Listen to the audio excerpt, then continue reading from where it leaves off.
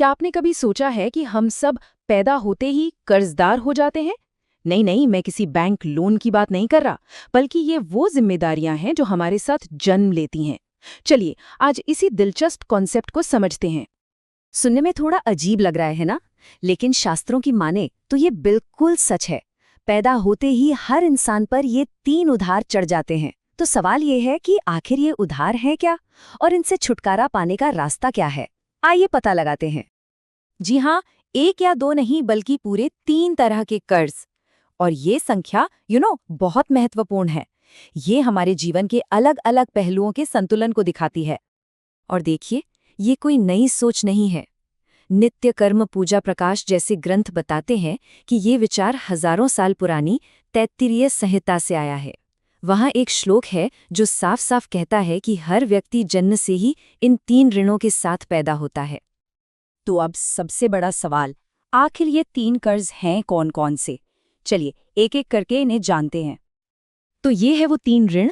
पहला है देव ऋण यानी देवताओं का कर्ज, दूसरा है पितृ ऋण यानी हमारे पूर्वजों का, और तीसरा है मनुष्य ऋण यानी पूरे समाज और मानवता का कर्ज। सबसे पहले बात करते हैं देव ऋण की। ये उन दिव्य शक्तियों, उन डिवाइन फोर्सेस के प्रति हमारा कर्ज है जो हमें हवा, पानी, रोशनी देती हैं। मतलब प्रकृति की वो सारी ताकतें जो हमारे जीवन को चलाती हैं। दूसरा है पितृ ऋण। ये तो नाम से ही साफ है ना। ये हमारे माता पिता और हमारे पूर्वजों का कर्ज है, जिन्होंने हमें ये जीवन दिया, हमारी परवरिश की। और तीसरा है मनुष्य ऋण। इसे कुछ लोग ऋषि ऋण भी कहते हैं। ये समाज का, हमारे टीचर्स का और पूरी मानवता का कर्ज है, जिनसे हमें ज्ञान मिलता है और जीने के लिए एक माहौल मिलता है। ठीक है, तो अब हमें इन 3 कर्जों के बारे में पता चल गया। पर अब सबसे बड़ा सवाल ये उठता है कि अगर हम पैदा ही कर्ज लेकर हुए हैं, तो क्या इनसे मुक्त होने का, इन्हें चुकाने का कोई रास्ता भी है? और इसका जवाब है हाँ, बिल्कुल है। शास्त्रों में इसका समाधान भी बताया गया है, और उसे कहते हैं नित्य कर्म। तो ये नित्य कर्म है क्या आखिर? बेसिकली ये वो जरूरी काम हैं, वो डेली ड्यूटीज हैं जो हर दिन किए जाने चाहिए। ये एक तरह से इन 3 कर्जों को चुकाने का एक पूरा डिसिप्लिन्ड प्रोसेस है। और एक बात समझनी बहुत जरूरी है, ये नित्य कर्म सिर्फ कोई पूजा पाठ या रिचुअल नहीं है। असल में ये हर रोज अपनी जिम्मेदारियों को पूरा करने का एक डिसिप्लिन्ड तरीका है।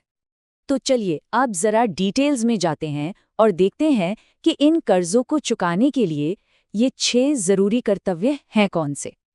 देखिए, एक गृहस्थ के लिए, मतलब जो परिवार के साथ रहता है, उसके लिए शास्त्रों में ये 6 काम रोज करने को कहे गए हैं। स्नान, संध्या यानी ईश्वर की वंदना, जप, देव पूजन, बलिवैश्व देव यानी दूसरे प्राणियों के लिए भोजन का हिस्सा निकालना, और अतिथि सत्कार। इनमें से हर एक काम का एक खास मकसद है जो एक खास ऋण से जुड़ा है। जैसे कि चौथा कर्तव्य है देव पूजन। ये तो सीधा सीधा देव ऋण चुकाने का तरीका है। इसके जरिए हम उन दिव्य शक्तियों का शुक्रिया अदा करते हैं जो इस दुनिया को चला रही हैं। बिल्कुल वैसे ही बलिवैश्व देव, मतलब अपने खाने में से पहला हिस्सा दूसरे जीवों के लिए निकालना, और अतिथि सत्कार, ये दोनों काम सीधे सीधे मनुष्य ऋण चुकाने में मदद करते हैं। ये हमें समाज के प्रति हमारी जिम्मेदारी की याद दिलाते हैं। तो अब इन सब बातों को एक साथ जोड़कर देखते हैं कि ये पूरा सिस्टम आखिर काम कैसे करता है। तो आइडिया बेसिकली ये है कि जब कोई इंसान इन 6 कामों को अपने डेली रूटीन का हिस्सा बना लेता है, तो वो धीरे धीरे स्टेप बाय स्टेप अपने इन तीनों कर्जों से आज़ाद होने लगता है। ये जिम्मेदारियों को निभाने का एक कंप्लीट वे ऑफ लाइफ है। जैसा कि ग्रंथ भी साफ साफ कहते हैं कि इन रोजमर्रा के कामों के जरिए ही एक व्यक्ति देवताओं, अपने पूर्वजों और पूरे समाज का कर्ज उतार सकता है और एक बैलेंस्ड लाइफ जी सकता है।